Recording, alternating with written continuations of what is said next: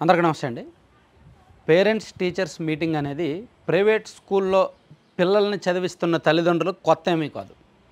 నెలకొకసారి ప్రతి నెల సెకండ్ సాటర్డే అనుకుంటా కొన్ని స్కూల్స్లో జరుగుతాయి. ఫస్ట్ సాటర్డే కొన్ని స్కూల్స్లో జరుగుతాయి పేరెంట్స్ టీచర్ మీటింగ్. ఎందుకంటే ఆ విద్యార్థి ప్రగతి ఎలా ఉంది, ఎలా చదువుతున్నారు, ప్రవర్తన ఎలా ఉంది, ప్రోగ్రెస్ రిపోర్ట్ ఏంటి, సో ఏమైనా మార్పులు చేర్పులు కావాలా, స్కూల్ నుంచి ఏమైనా అభ్యంతరాలు ఉన్నాయా, అబ్జెక్షన్స్ ఉన్నాయి, ఇవన్నీ తెలుసుకోవడానికి ప్రైవేట్ స్కూల్స్లో జరుగుద్ది. గవర్నమెంట్ స్కూల్స్లో కూడా నిజానికి 2009లో వచ్చిన విద్యా హక్కు చట్టంలో దీన్ని చేర్చారు. ఆ తర్వాత 2020లో వచ్చిన నేషనల్ ఎడ్యుకేషన్ పాలసీలో కూడా దీన్ని చేర్చారు, పేరెంట్స్ టీచర్స్ మీటింగ్ జరగాలి అని. కానీ ఎవరు ఎప్పుడు అంత శ్రద్ధగా అంత బాధ్యతగా నిర్వహించలేదు. కానీ కూటమి ప్రభుత్వం అధికారంలోకి వచ్చిన తర్వాత లోకేష్ గారు విద్యాశాఖ మంత్రిగా బాధ్యతలు చేపట్టిన తర్వాత దీని మీద ఫోకస్ పెట్టారు. అరే, ప్రభుత్వ పాఠశాలలో చదివిన విద్యార్థుల తల్లిదండ్రులు ఎందుకు స్కూల్కి రాకూడదు, వాళ్ళతో ఎందుకు టీచర్స్ మాట్లాడకూడదు, పేరెంట్స్ టీచర్స్ స్టూడెంట్స్ ముగ్గురు కలిపి మాట్లాడుకుంటే వాళ్ళతో పాటు గ్రామ పెద్దలు అండ్ విద్యా కమిటీ సభ్యులు, పాఠశాల అభివృద్ధి కమిటీ సభ్యులు, పూర్వ విద్యార్థులు అందరూ కలిపి కూర్చుంటే ఇంకా బాగుంటుంది కదా. స్కూల్ అభివృద్ధి గురించి మాట్లాడచ్చు, విద్యార్థుల ప్రగతి గురించి మాట్లాడచ్చు. సో ఇంకా ఏమైనా అవసరమా, ఇన్ఫ్రాస్ట్రక్చర్ ఏమైనా అవసరమా దాని గురించి మాట్లాడచ్చు. విద్యార్థి పరంగా ఏమైనా తల్లిదండ్రులకు ఏమైనా అభ్యంతరం ఉంటే పలానా టీచర్ సరిగ్గా చెప్పట్లేదనో లేదంటే పలానా సబ్జెక్ట్ చేరిస్తే బాగుంటుందనో మాట్లాడడానికి బాగుంటుంది కదా. సో ఇవన్నీ ఆలోచన వచ్చి గతంలో నిర్వహించారు, సక్సెస్ అయింది. దాంతో ఇప్పుడు విద్యా సంవత్సరం ప్రారంభమై నెల రోజులు కావస్తుంది కాబట్టి ఈరోజు మళ్ళీ స్కూల్స్లో అన్ని రాష్ట్ర వ్యాప్తంగా ప్రభుత్వ ప్రైవేటు అన్ని స్కూల్స్లో కూడా మళ్ళీ mega teachers parents meeting, mega PTM నిర్వహించబోతున్నారనమాట. దాదాపుగా 2,28,28,00,000 మంది దీనిలో భాగస్వామ్యం అవుతారని అంచనా. దీనిలో సుమారుగా 74 లక్షల మందికి పైగా విద్యార్థులు, 3,32,000 మంది ఉపాధ్యాయులు, స్కూల్లో రిజిస్టర్ అయిన పిల్లల సంఖ్యను బట్టి సుమారుగా 1,49,00,000 మంది తల్లిదండ్రులు అంటున్నారు. కానీ మేబీ అంతమంది రాకపోయినా అరౌండ్ 1 కోటి మంది వచ్చినా సరే ఓవరాల్గా 2 crore అబోవ్ సంఖ్య అయితే మాత్రం ఒకే రోజు మీటింగ్లో ఉండడం అనేది మామూలు విషయం కాదు. దీనికి ఆ పాఠశాల అభివృద్ధి కమిటీ అంటే విద్యా కమిటీ వాళ్ళు ఉంటారు కదా, వాళ్ళు అదనం, అక్కడక్కడ పూర్వ విద్యార్థులు వెళ్తారు, వాళ్ళు కూడా అదనం అన్నమాట. సో మొత్తానికి ఇది ఒక గ్రాండ్ మీటింగ్. ఖచ్చితంగా ఇటువంటివి జరగాలి.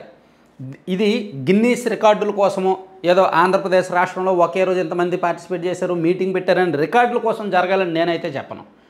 ఎందుకంటే ప్రభుత్వ పాఠశాలల్లో జవాబుదారీతనం తక్కువ అండ్ అకౌంటబిలిటీ అండ్ ట్రాన్స్పరెన్సీ రెండూ తక్కువ. అండ్ గ్రామీణ ప్రాంతాల్లో పిల్లల్ని తల్లిదండ్రులు స్కూల్కి పంపిస్తారే కానీ ఎలా చదువుతున్నాడు ఏంటి అనేది కూడా పట్టించుకోరు. ఎందుకంటే వాళ్ళ పనులు వాళ్ళకు ఉంటాయి. అటువంటిది ఒకరోజు ప్రత్యేకంగా అన్ని పనులు వదులుకొని స్కూల్కి వెళ్ళి ఇదిగో మా పిల్లాడు ఎలా చదువుతున్నాడు, ఏ సబ్జెక్ట్లో ఎలా ఉన్నాడు, పలానా సబ్జెక్ట్లో వెనుకబడుతున్నాడు, ఎందుకు వెనుకబడుతున్నాడు, ఆ సబ్జెక్ట్ టీచ్ చేసే టీచర్ ఎవరు, మీరేమైనా వ్యక్తిగత శ్రద్ధ పెట్టగలరా మా పిల్లాడి మీద, ఇది డౌట్లు ఉన్నాయి. ఎందుకంటే పిల్లలు టీచర్స్తో డైరెక్ట్గా కమ్యూనికేట్ చేయడానికి కొంతమంది మొహమాట పడతారు. అది నేరుగా తల్లిదండ్రులు టీచర్ని అడిగే అవకాశం ఉంటుంది. సో వాళ్ళ ముగ్గురు మధ్య కమ్యూనికేషన్ బాగుంటే, సమన్వయం బాగుంటే ఫలితాలు బాగుంటాయి. అదే ఈ పేరెంట్స్ టీచర్ మీటింగ్ ఉద్దేశం అన్నమాట. మంచి ఫలితాలు సాధించాలి అంటే సమన్వయం ఉండాలి. సమన్వయం ఉండాలంటే కలుస్తూ ఉండాలి. అలా కలవడానికి ఒక తేదీ నిర్ణయించుకొని గ్రాండ్గా సెలబ్రేట్ చేయడమే ఈ మెగా పీటీఎం ఉద్దేశం. నేను దీనిలో గిన్నీస్ రికార్డులు అవి చూడను, పట్టించుకోను. రికార్డు వస్తే ఎంత పోతే ఎంత, నేను రిజల్ట్ చూస్తాను. అంటే రికార్డు నేనే కాదు, మనం రిజల్ట్ మాత్రమే చూడాలి.